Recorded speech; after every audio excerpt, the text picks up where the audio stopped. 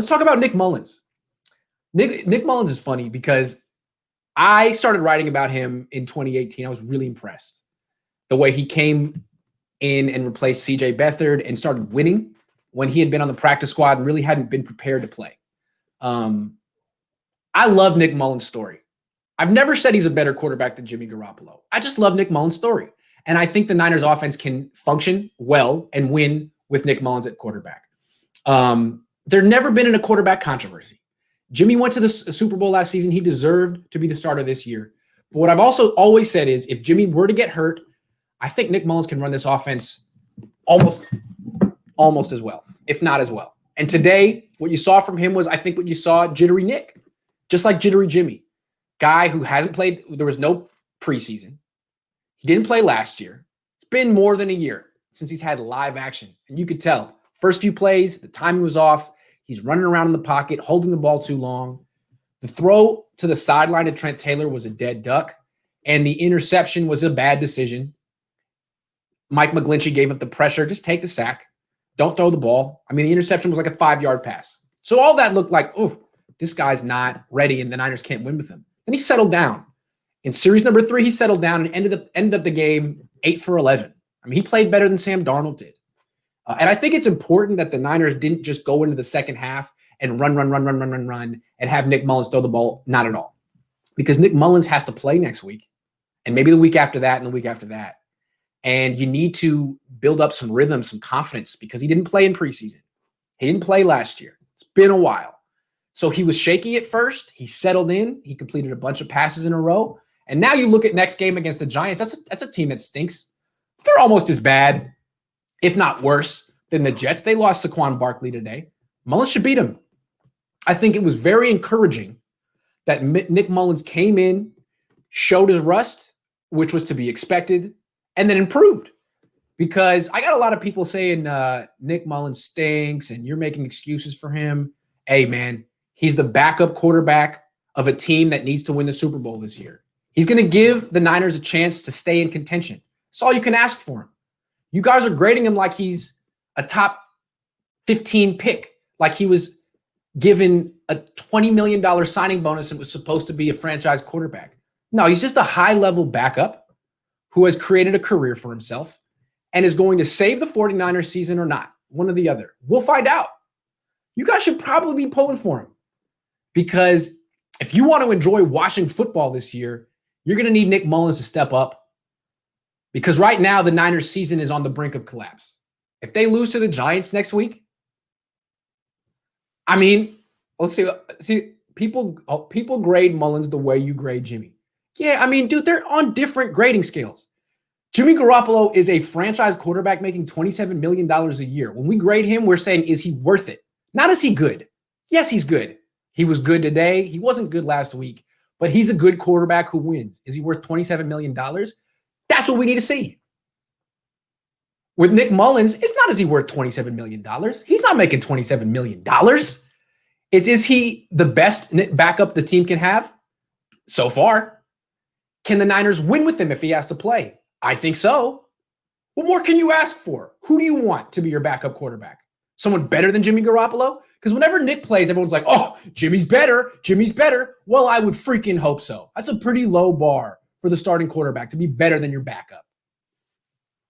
Anyway, I thought it was a positive from Nick Mullens. He came in, he was shaky, hadn't played in 2 years, hadn't played preseason, completed 73% of his passes. The 3 incompletes he had all hit his receivers in the hands. You could do a lot worse as a backup quarterback. But again, you guys are telling me that I'm wrong, that Nick Mullens is no good. Well, I guess enjoy losing the rest of your games then, because that's what you're telling me is going to happen. You're going to lose to the Giants. You're going to lose to the Eagles. And it's all going to be Nick Mullens' fault. Well, I don't think that's going to happen. And when Nick Mullens wins all these games coming up, I feel like a lot of you guys are going to find a way to critique him and not give him any credit, which is wrong. I'm giving Jimmy credit. I don't have anything against Jimmy. I hold him to a high standard, but when he wins, I give him credit. I didn't be like, well, it was the Jets. No. He didn't have Kittle. He didn't have Sanders. He didn't have Debo. Neither did Mullens. This is not easy. You're throwing to the B team against professional players. Hard. Jimmy looked great. Nick Mullens improved. He looked shaky, then he looked better. I think it bodes well for the 49ers this season because most teams, if they suffer these injuries this year, it's over. Forget week 3. Forget the playoffs. It's over. But the Niners season is not over. They can tread water for the next few weeks, have everyone come back and make the playoffs and maybe make the Super Bowl. They can do better than tread water. They can win. They can beat the Jets. They can beat the Eagles. They can beat the Dolphins. They can beat the Rams, all with Nick Mullens. So feel blessed that you have a guy who at least can function in the offense. What I saw from Nick, the throw to the sideline was tough. That was rough. The throws over the middle to Kendrick Bourne were beautiful. Those had zip. Those were, the timing of the play action passes, that's what you need in a quarterback in this offense. I believe he's going to operate just fine. I believe he's going to improve from week 1 to week 2, just like Jimmy did. And the Niners are going to beat the Giants. Did I say the Rams? I don't even know who's next on the, what is it? I don't even know. I take it one game at a time, guys. It's the Giants, then the Eagles, then the Dolphins. I don't even know. Okay. I got more positives to go, but you guys all want to talk about Bosa, right? Let's talk about Bosa. And then I'll get back to the positives. Hey, Hoover, Alabama. I just want to say, Larry, congratulations today. It must have been a real joy and excitement to watch your grandson play football. You didn't expect it. I didn't expect it. It's been a long time. I love watching Nick Mullens play.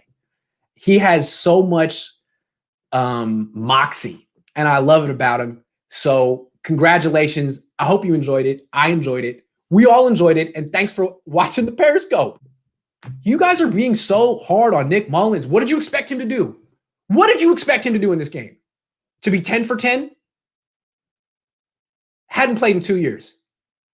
Did you expect him to be throwing balls like John Elway? He improved his arm strength. He's not John Elway. He was fine. Given the situation, I think that was pretty much as good as you could expect a backup quarterback to play on the road. No preseason. What was he supposed to do? Be 11 of 11 with 8 touchdowns? Come on. All he has to do is not lose to the Giants. I think he can do that.